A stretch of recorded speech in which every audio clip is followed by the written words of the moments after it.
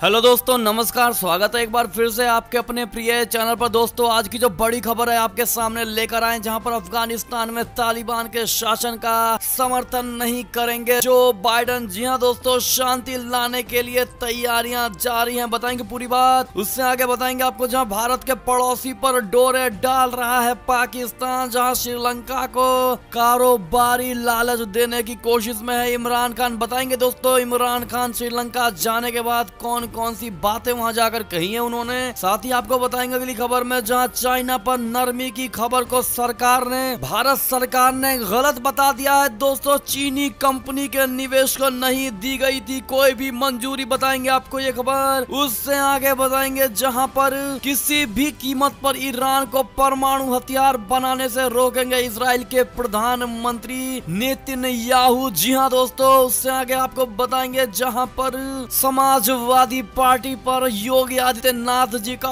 बड़ा तंज। जी हाँ दोस्तों, इतने दिनों बाद कौन सी ऐसी बात कह दी योगी आदित्यनाथ जी ने, बताएंगे दोस्तों आपको। तो बने रहिएगा वीडियो के अंत तक। और अभी खबरों में आगे बढ़ने से पहले, अगर आप भी मानते हैं कि मोदी जी है तो हर चीज संभव है और भारतीय सेना है तो हमारा देश गर्व से जी रहा है, तो इस वीडियो को अभी कर दीजिए लाइक, चैनल को कर दीजिए सब्सक्राइब, बेल आइकन दबाइए, साथ ही कमेंट बॉक्स में लिख दीजिएगा जय हिंद। जी हाँ दोस्तों, तो चलते हैं पहली और सबसे बड़ी खबर की तरफ, जहां पर चीन पर नरमी की खबर को सरकार ने बता दिया है गलत।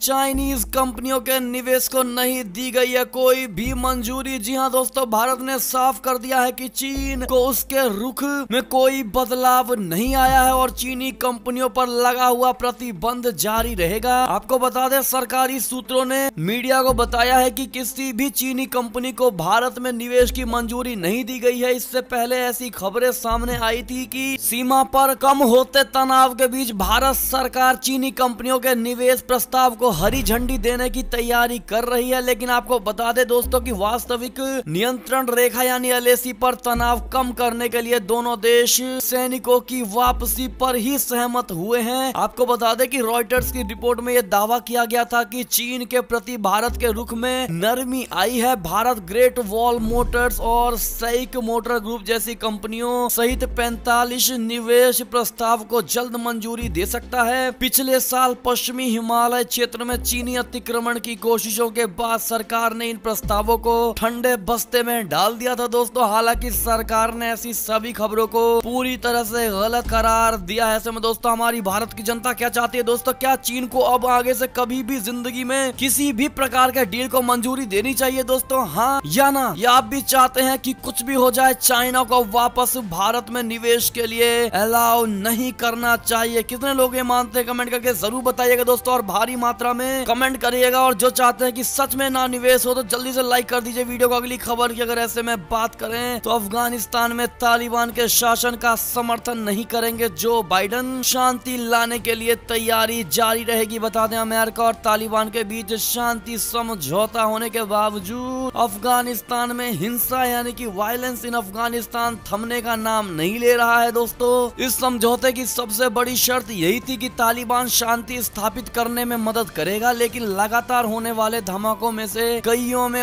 उसी का हाथ रहता है। ऐसे में अब अमेरिका की सरकार का इस ओर रुख थोड़ा बदलता नजर आ रहा है। आपको बता दें, व्हाइट हाउस की ओर से कहा गया है कि अगर अफगानिस्तान पर तालिबान का शासन होता है तो अमेरिका के राष्ट्रपति जो बाइडन इसका समर्थन नहीं करेंगे। इसके साथ ही व्हाइट हाउस की ओर से कहा गया है कि युद्ध प्रभावित अफगानिस्तान में शांति स्थापित करने के लिए अगला कदम उठाने की प्रक्रिया पर विचार किया जा रहा है। अमेरिका और तालिबान के बीच फरवरी 2020 में समझौता हुआ था, जिसके तहत स्थायी रूप से संघर्ष विराम, तालिबान और अफगानिस्तान की सरकार के बीच शांति स्थापना को लेकर बातचीत और 1 मई तक सभी विदेशी सेनाओं की वापसी पर सहमति बनी थी दोस्तों। ऐसे में अगली खबर की अगर बात करें तो भारत के पड़ोसी पर डोरे डाल रहा है पाकिस्तान। श्रीलंका को कारोबारी लालच देने की कोशिश में इमरान खान। जी हां दोस्तों, बता दें, पाकिस्तान के प्रधानमंत्री इमरान खान ने मंगलवार को कहा कि देश अरबों डॉलर के चीन पाकिस्तान आर्थिक गलियारे यानी सीपीईसी के जरिए श्रीलंका के साथ कारोबारी संबंधों को बढ़ाने की दिशा में देख रहा है। श्रीलंका प्रधानमंत्री महिंद्रा राजपक्षे के साथ मुलाकात के बाद अपने संबोधन में इमरान खान ने कहा है कि उनके पहले दौर दौरे का उद्देश्य द्विपक्षीय संबंधों को और मजबूत करना है। उन्होंने कहा ये हमारे कारोबारी संबंधों को मजबूती देने के लिए है। पाकिस्तान चीन के बेल्ट एंड रोड इनिशिएटिव का हिस्सा है दोस्तों CPEC।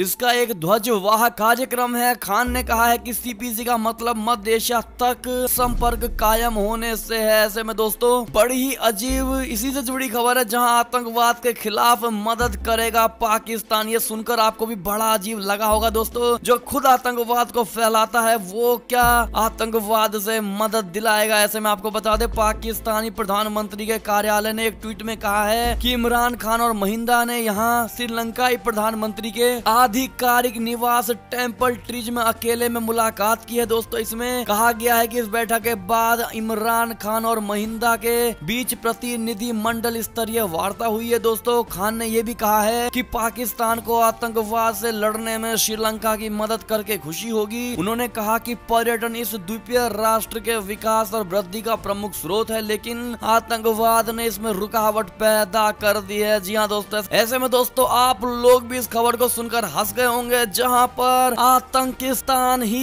श्रीलंका को आतंकवाद से मदद दिलाने की बात कर रहा है। दोस्तों अगर आपको भी लगता है ये बड़ा ही हास्यास्पद खबर है तो आप भी कमेंट सेक्शन में आतंकिस्तान तो आप भी कमेंट सेक्शन में जय हिंद जय भारत जरूर लिख दीजिएगा दोस्तों। अगली खबर की ऐसे में बात करें तो किसी भी कीमत पर ईरान को परमाणु हथियार बनाने से रोकेंगे इजराइल के प्रधानमंत्री नेतन्याहू, जिन्होंने बड़ा धमकी दिया है दोस्तों। इजराइल के प्रधानमंत्री बेंजामिन नेतन्याहू ने कहा है कि उनका देश किसी भी कीमत पर ईरान को परमाणु हथियार को हासिल करने से रोकेगा। उन्होंने कहा है कि वो ईरान के साथ हुए किसी भी परमाणु समझौते पर यकीन नहीं करने वाला है। प्रधानमंत्री नेतन्याहू की ये टिप्पणी ऐसे वक्त में आई है दोस्तों जब उन्होंने रक्षा मंत्री, विदेश मंत्री, सेना प्रमुख और खुफिया एजेंसी मोसाद के प्रमुखों के साथ अमेरिकी प्रशासन के ईरान के साथ हुए परमाणु समझौते पर चर्चा करने के प्रस्ताव पर बैठक की है दोस्तों। दूसरी ओर ईरान ने अपने परमाणु प्रतिष्ठानों के अंतरराष्ट्रीय निरीक्षण पर आधिकारिक रूप से रोक लगाना शुरू कर दिया है। जी हाँ दोस्तों, आपको बता दें कि प्रधानमंत्री नेतन्याहू ने कहा है कि इजराइल ईरान के अतिवादी प्रशासन के साथ हुए परमाणु समझौते पर यकीन नहीं करता है। उत्तर कोरिया के साथ इस तरह का समझौता हुआ, लेकिन नतीजा हम सभी के सामने है। इस तरह के समझौते केवल बेकार ही होते हैं। समझौते के साथ या समझौते के बिना हम ये सुनिश्चित करेंगे कि ईरान परमाणु हथियारों से लैस न हो जाए। पुरीम की छुट्टी के अवसर पर उन्होंने कहा है कि मैं उन सभी लोगों यानी ईरान और मध्य पूर्व के देश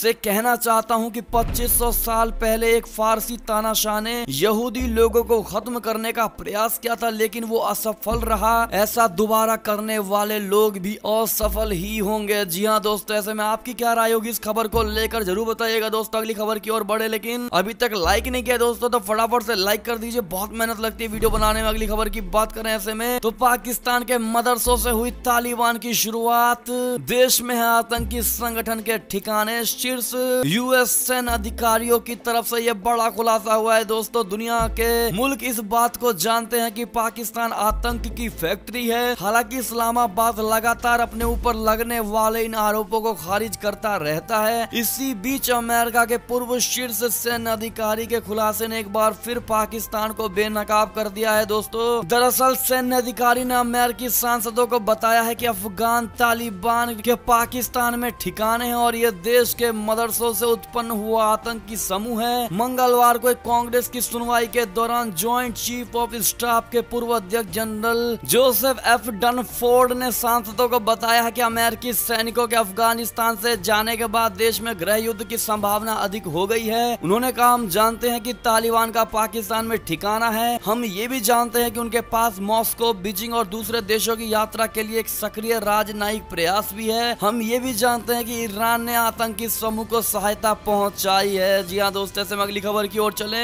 तो सपा पर CM योगी का बड़ा तंज।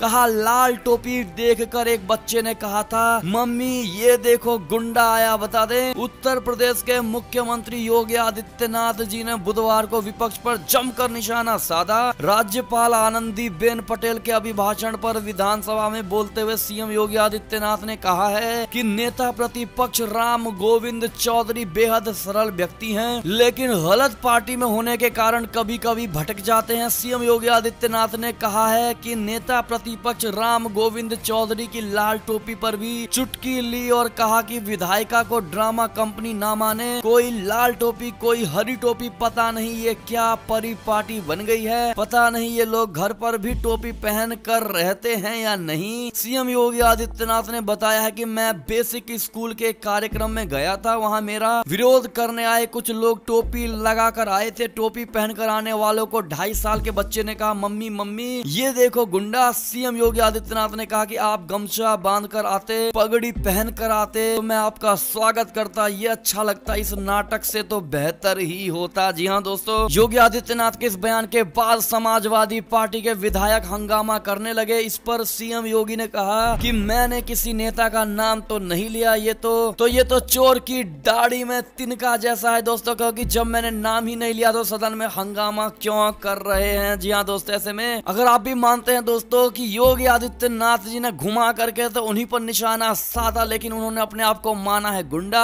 अगर आप भी यही मानते हैं और योगी जी की इस घुमाई हुई बात का समर्थन करते हैं दोस्तों, तो कमेंट सेक्शन में उत्तर प्रदेश के अगले सीएम किसको देखना चाहेंगे दोस्तों, कमेंट करके नाम बता दीजिएगा। ऐसे में ये थी कि अब सारी बड़ी खबरें, आपको हमारी खबरें कैसी लगी दोस्तों? आशा करता हूँ बहुत अच्छी लगी होगी। अगर तनिक भी अच्छी लगी है तो हमेशा की तरह इस वीडियो को अपने भाई बंधुओं में व्हाट्सएप, फेसबुक, ट्विटर के जरिए पूरे भारत में शेयर करना बिल्कुल मत भूलिएगा। और अभी कर दीजिए इस वीडियो को लाइक, चैनल को कर दीजिए सब्सक्राइब, बेल आइकन दबाइए।